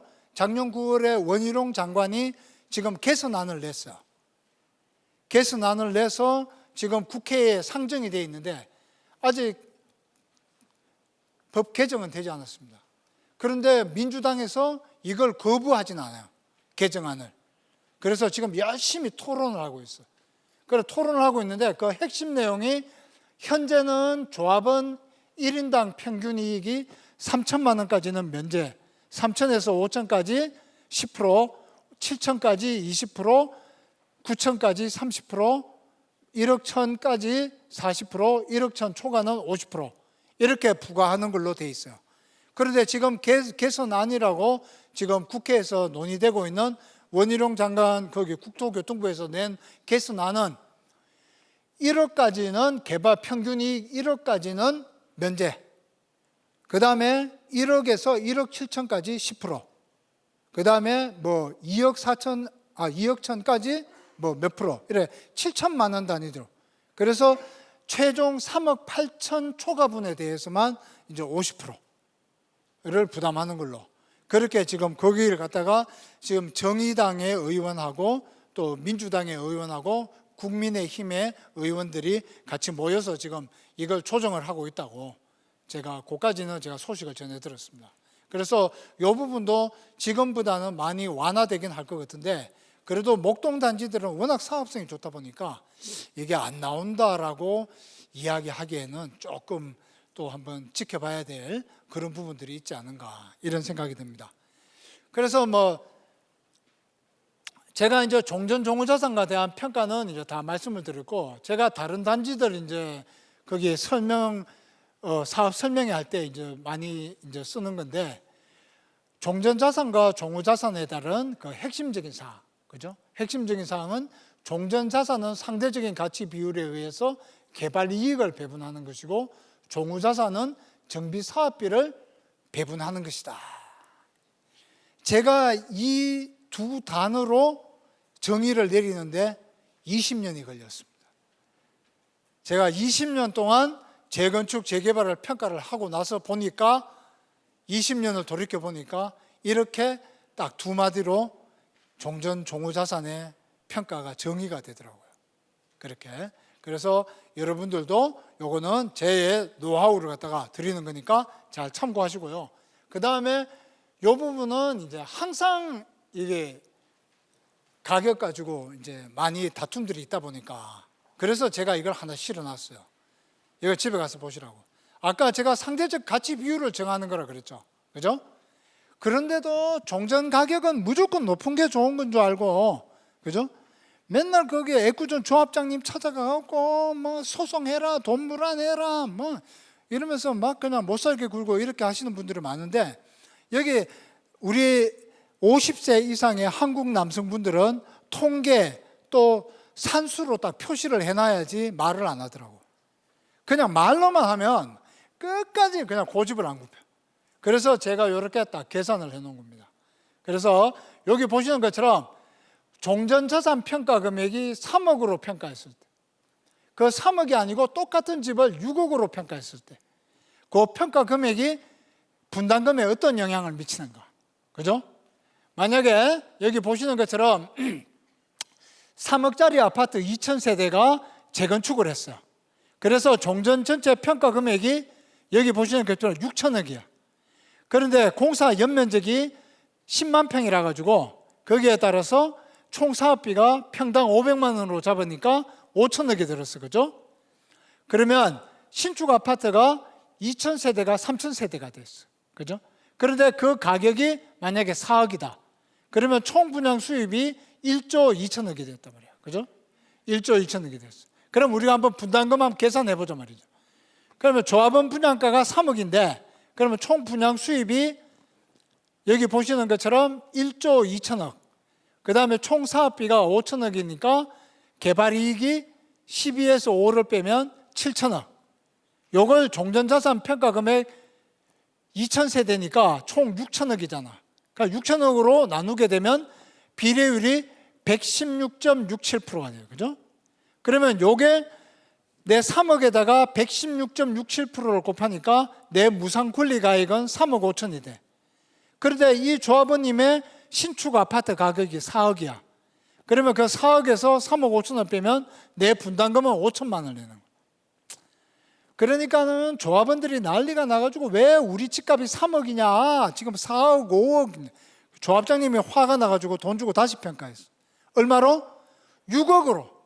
집당 6억으로 평가해. 그러면 자, 어떻게 분담금이 어떻게 돼요? 다른 조건은 똑같아요, 그죠? 그러면 분양 수입은 여기 보시면 1조 2천억, 개발 사업비 5천억 빼면은 7천억을 종전 평가 금액이 6천억에서 3억이 6억이 됐으니까 곱하기 2 하니까 1조 2천억이 된 거예요. 그러니까 비례율이 116%였던 비례율이 58.33%로 딱 반토막이 나는 거예요. 그러니까 6억 곱하기 58.33% 하니까 권리가액이, 내가 가져가는 무상 권리가액이 내 아파트를 3억으로 평가했을 때나 6억으로 평가했을 때나 1원의 차이도 없이 똑같아져 버려요. 그러니까 4억에서 3억 5천을 빼니까 분담금은 내 아파트가 3억으로 평가했을 때나 6억으로 평가했을 때나 5천만 원으로 똑같단 말이에요. 그죠? 이걸 딱 보여줘야 돼. 그래야지 종전자산 평가 금액이 전체적으로 막 높은 게 세금만 많이 내지 좋은 건 아니구나. 그걸 그렇게 이제 해야지. 이게 아니고 그렇지 않습니다 아버님 무조건 백날 설명해 치아라 막 이러면서 네가 뭐 조합장이가 이러고 뭐 너 평가서라고 와가 설명하라고 설명하는 뭐 그러시는데 그렇게 해도 이게 소용이 없다. 그죠? 그래서 여러분들에게 이제 시간은 다 됐고 이제 내일부터 연휴고 지금 비도 많이 오는데 10분이라도 빨리 끝내드려야지 여러분들한테 이제 더 유능한 강사가 되는 거기 때문에 여기에 따른 내용을 갖다가 보면 그러면 우리가 뭐가 제일 중요한가? 그죠? 뭐가 제일 중요한가? 아까 이야기했듯이 종전 가격이 2배로 높으나 조합원 분양가가 2배로 높으나 그거 여러분들 분담금한테는 아무 영향이 없다. 그러면 내가 20년 동안 재건축을 해보니까 여러분들 분담금에 직접적으로 영향을 미치는 건 뭐냐? 바로 요거다 말이야. 외부 분양 수입의 증가. 외부 분양 수입은 뭐예요? 일반 분양을 얼마로 팔아먹을 수 있느냐? 조합원에게는 원가로 싸게 팔아야지. 하지만 일반 분양을 얼마로 높게 받을 수 있느냐? 그 다음에 임대주택이 또 무지무지하게 지어서 매각을 해야 돼요. 그러니까 임대주택을 SH공사에 얼마나 높게 가격 협상을 해서 받아내느냐. 요게 핵심, 요게 핵심. 그 다음에 또 한 가지는 공사비를 갖다가 어떻게 합리적으로 잘해서 공사비를 절감하느냐. 이게 제일 여러분들 부자 되는 지름길이고 분담금을 낮추는 핵심 사항이다. 그래서 우리 모두 일반 분양가를 얼마나 높게 받을 수 있을 것인가, 거기에 모든 총력을 기울여야지. 내 종전자산 가격 높게 해줘야지. 그 백날 해봐야 내 분담금에 영향 없다. 그죠? 그래서 이 부분에 따른 게 내가 제일 핵심이기 때문에 여러분들은 이 재건축, 재개발 사업을 성공적으로 수행해서 내가 분담금을 최소화시키면서 가장 좋은 아파트로 가는 방법. 그죠? 그거는 바로 여기 보시는 것처럼 그 조합장님 붙잡고 내 종전 가격 얼마냐, 그게 중요한 게 아니라 일반 분양 수입과 임대주택 매각 수입을 얼마나 높게 받느냐, 또는 총 사업비를 얼마나 절감하느냐, 거기에 사업의 승패가 달려있다. 그게 제가 지난 20년 동안 여기 한 100개 가까운 조합을 갖다 하면서 제가 느꼈던 경험입니다. 그래서 여러분들 이 내용도 잘 참고하셔서 집에 가서 한번 더 보시고 해서 모두 재건축 재개발 사업 성공하셔서 다 부자 되시길 기원하겠습니다. 감사합니다.